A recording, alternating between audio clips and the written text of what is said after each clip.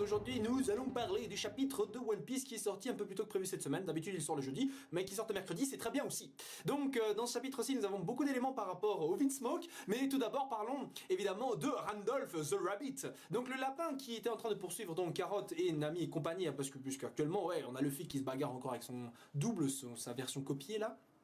Mais on avait des petits échanges donc plus ou moins intéressants, même au niveau de la force, hein, on avait vu donc Carrot affronter pendant un instant justement Randolph qui n'est visiblement pas un mink, on aurait pu s'en douter vis-à-vis de leur visage, enfin Randolph se rapproche vraiment plus d'un lapin, lapin humain, alors que Carrot est plutôt une sorte de humaine lapine. Je sais, la différence n'a l'air pas vraiment grande, mais je vous jure qu'il y a une différence. Si vous regardez plutôt Randolph par exemple, le mec a vraiment l'air d'un lapin qui peut se déplacer comme un humain, alors que justement Carrot est plus une sorte de mélange entre les deux. Et bien celle-ci justement dit que Randolph n'est pas un mink, et pour le prouver, elle vérifie même que justement que Randolph n'est pas capable d'utiliser l'électro. L'électro, non pas le style de musique, mais l'électro, la capacité donc où celle-ci peut manipuler l'électricité. Alors beaucoup disaient que c'était genre un lien avec Enel, que c'était un dispositif machine caché en eux, la première fois qu'on les a vus. Hein. Mais actuellement, je pense qu'évidemment la source donc de cette électricité vient peut-être de l'électricité statique qui est donc emmagasinés dans leur fourrure, etc. Donc ça peut être ça, je ne sais vraiment pas du tout. Maintenant, en tout cas, Randolph n'est pas capable de l'utiliser, donc ce n'est pas un mink, mais visiblement un utilisateur de fruits du démon de type Zoan, ou alors autre chose, je ne sais pas.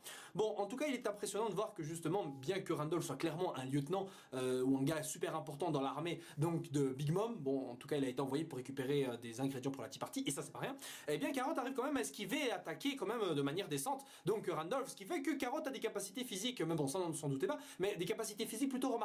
Je sais que certains d'entre vous encore sont là en train de dire Carotte Mugiwara, Carotte Mugiwara. Je sais, je vous jure, je suis au courant, pas la peine de me le redire et de me demander, de me reposer la question à chaque fois, mais je sais que quelqu'un va le demander en commentaire, hein, comme d'habitude. Mais en tout cas, Carrot a des capacités qui sont évidemment tout à fait appréciables dans cette partie du Nouveau Monde. Je rappelle quand même que les minks auraient pu battre par exemple Jack et ses sous-fifres si justement ils n'avaient pas utilisé les armes de César, donc le gaz empoisonné là. Et ça, c'est pas rien. Bon. Donc pour l'instant, il donc continue à s'enfuir, et certains d'entre vous, encore une fois, pourraient se dire mais pourquoi il s'enfuit? On voit que Carrot quand même arrive à gérer un peu Randolph, donc je veux dire, ils auraient pu s'arrêter et tous les combattre ensemble, hein, tu vois, vous voyez. Et c'est vrai que je suis un peu d'accord avec vous, et en même temps je suis pas tellement d'accord, dans le sens où tu vois, Randolph, on ignore qui il est, on voit qu'il y a des trucs bizarres qui se passent dans cette forêt, donc c'est un peu normal que les gars ne restent pas là pour combattre et tu vois, prendre des risques, tu vois. Donc franchement, il est bien mieux et bien plus intéressant, donc pour eux, et surtout intelligent, pour eux donc de s'enfuir et de quitter la forêt. Donc pour le coup, ils repassent plusieurs fois dans le même endroit, tu vois, parce que la forêt évidemment abrite donc des arbres qui sont en quelque sorte vivants, mais pas que des arbres, même la végétation tout entière en fait est vivante, et toute la végétation s'est mis d'accord pour justement tuer Luffy et compagnie. Et donc du coup, ils sont en train de mener, donc créer un piège justement pour Nami et compagnie, qui au final tourne en rond et retombe plusieurs fois sur la fille de Big Mom. Je ne sais pas vraiment confirmé, je crois, enfin, en tout cas cette femme bizarre qui est enterrée. Et on retombe justement sur Luffy, toujours en train de se bagarrer avec son double. Mais ce qui est intéressant, c'est justement au moment justement où Nami dit bien à Luffy, voilà, on doit se casser, etc.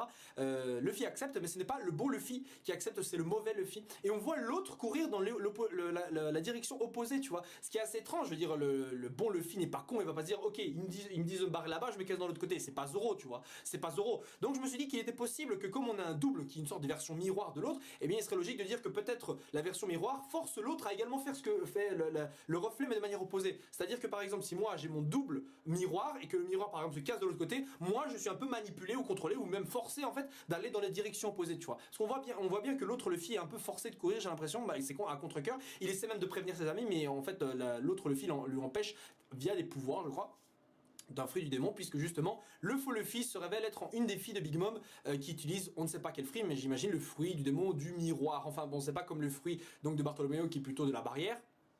Ici, le fruit du démon du miroir. Un fruit qui peut visiblement être redoutable, hein, je vous l'avais déjà dit les semaines passées, hein, comme quoi, si c'était vraiment ce fruit, ça pourrait être redoutable, parce que, imaginez ce fruit utilisé sur quelqu'un comme Chunks ou Kaido, qu'est-ce qui se passerait? Est-ce qu'il pourrait vraiment imiter les pouvoirs de l'autre à fond? Bon, je veux dire, Luffy a essayé de se débarrasser du double, et il a utilisé même certaines de ses techniques, genre le Gatling Gun, etc., mais ça n'a pas fonctionné.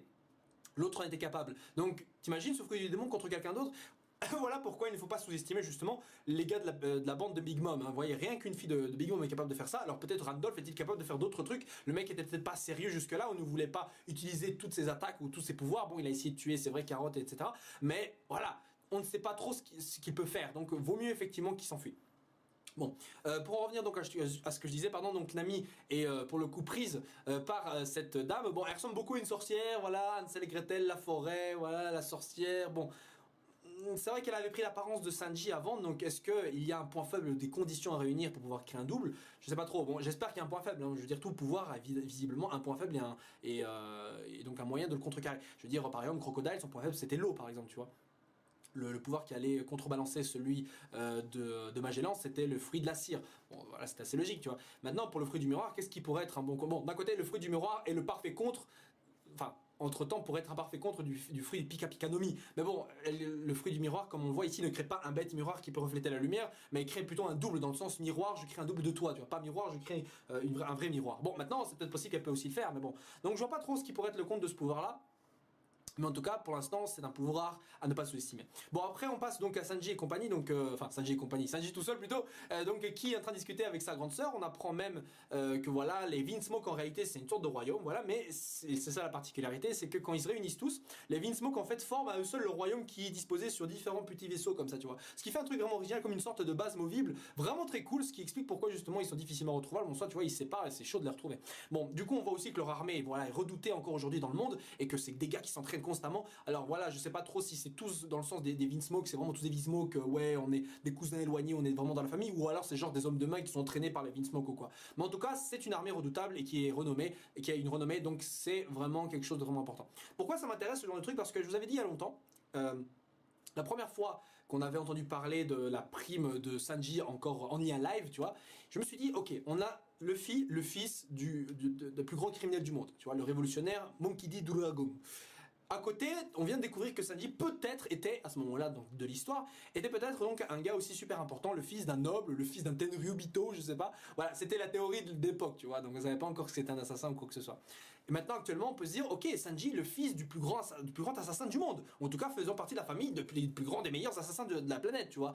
Donc logiquement, le père de Sanji pourrait être le meilleur, le plus grand assassin du monde. Bon, faut voir, parce que les membres du CP9, en fait, techniquement, font partie du gouvernement mondial, mais ont quand même des techniques d'assassinat. Tu vois, donc bon, le père de Sanji, en tout cas, est leader des plus grands assassins. Bon. Et je me suis dit aussi à côté, Zoro, forcément, si Luffy et Sanji descendent d'une famille qui est vraiment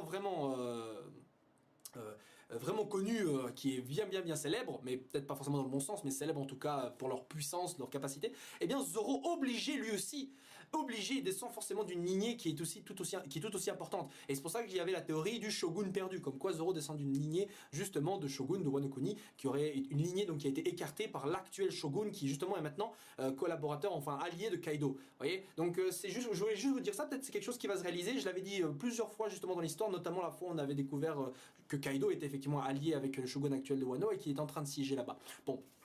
Pour continuer, donc on a une discussion entre les deux, voilà Sanji donc qui explique que voilà il veut pas se marier et on a justement sa sœur donc qui lui dit bien voilà tu veux pas te marier avec cette fille Pudding qui m'a l'air vraiment sympathique, tu l'aimes bien toi aussi, enfin je l'aime bien, est-ce que toi aussi non maintenant elle sous-entend dans la discussion que Sanji l'a déjà rencontrée, visiblement, peut-être pas ou alors c'est dans le sens où Sanji s'en fout comment elle est en fait, il refuse donc de l'épouser. Pourquoi je dis ça? Parce que ça peut être important pour déterminer si Pudding a dit oui ou non la vérité lorsqu'elle disait à Luffy et compagnie voilà quand j'ai rencontré Sanji il était sympa avec moi, il a dit que voilà il pouvait pas se marier avec moi etc.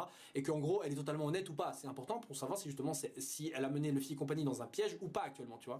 Bon, ensuite bon, on voit que par exemple Sanji refuse, même s'il est sensible évidemment, de se marier pour tous les petits bonus qu'il peut avoir en revenant dans sa famille, l'argent, la célébrité, le renom, tout ça, et même les femmes, tu vois. Et c'est cool parce que justement, il y a très longtemps, mais je faisais pas encore de review de One Piece, mais quand Sanji est arrivé donc à l'île des hommes poissons, beaucoup critiquaient Sanji, genre oh putain, il a oublié son rêve de All Blue quand il a vu les sirènes, voilà.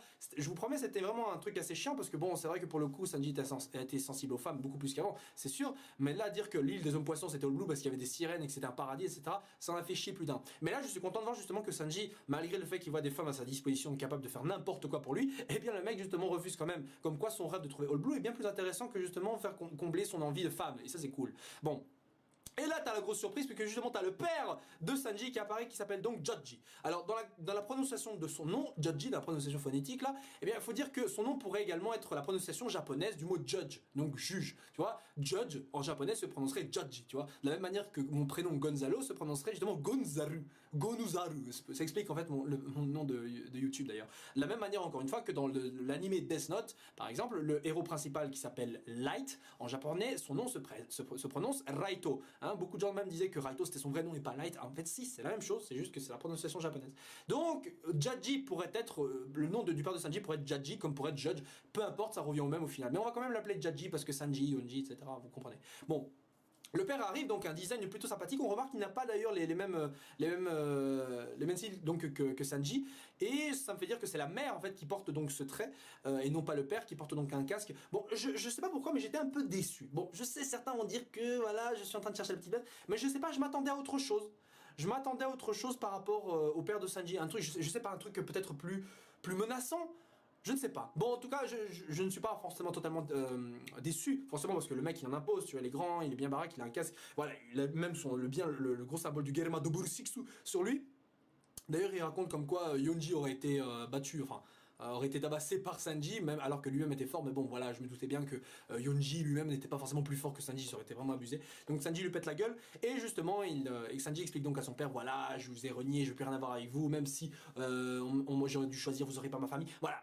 Un petit moment bien badass pour Sanji, donc qui refuse vraiment d'être lié d'une quelque manière que ce soit avec sa famille. Et son père donc lui dit bien, voilà, viens on va dehors, on va se bastonner, les hommes parlent avec leurs poings et tout. Voilà, c'est intéressant parce que le prochain chapitre sera certainement là pour appuyer la puissance donc du Germa Double Six, donc peut-être que Sanji va se faire effectivement péter la gueule. Et j'aimerais bien en fait, j'aimerais bien parce que ce serait vraiment dommage que ce soit effectivement Sanji le plus fort de la famille, tu vois. Il faut quand même, voilà, je veux dire, je suis au courant que Sanji s'entraînait, etc. Certainement plus que les autres membres de sa famille, quoi qu'il n'a pas l'expérience, mais voilà, je veux pas non plus que la renommée des Vinsmoke tombe à terre, etc. Je veux quand même un peu de puissance, c'est ce qu'on attend tous. Je pense qu'on serait déçus de voir par exemple le père de Sanji se faire péter la gueule. Je veux dire, ce serait un peu craignos que la construction justement, la mise en scène de ce cliffhanger de ce chapitre, au final mène à une défaite totale du père. Ce serait assez dommage, je trouve. Bon. Donc pour le reste du chapitre, donc on a encore une phase d'exploration, soit par rapport à l'île, même si on découvre certains éléments, et l'action commence en vérité avec l'apparition de la fille de Big Mom. Par ailleurs, avec Sanji, on évolue aussi en parallèle, c'est plutôt bien, comme ça on n'est vraiment pas déconnecté l'un de l'autre au niveau de la progression. La semaine passée, enfin les derniers chapitres, donc on était là véritablement dans des chapitres d'exploration, et j'avais vu dans vos remarques que vous disiez, voilà, ce chapitre de One Piece était chiant, était débile, je trouve ça nul, putain, comparé à avant, c'est de la merde.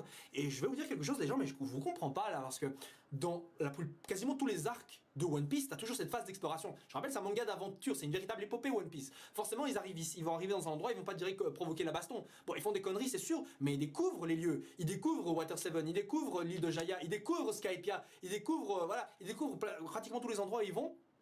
Et cet arc-ci ne fait pas exception quand ils arrivent donc à Whole Cake Island, ils découvrent les lieux, ils sont pas au courant de ce qui se passe, donc c'est un peu normal qu'on ait des moments un peu plus plats où on voit surtout Nami et compagnie, Nami Chopper et Luffy, Carotte, voir un peu ce qui se passe autour d'eux.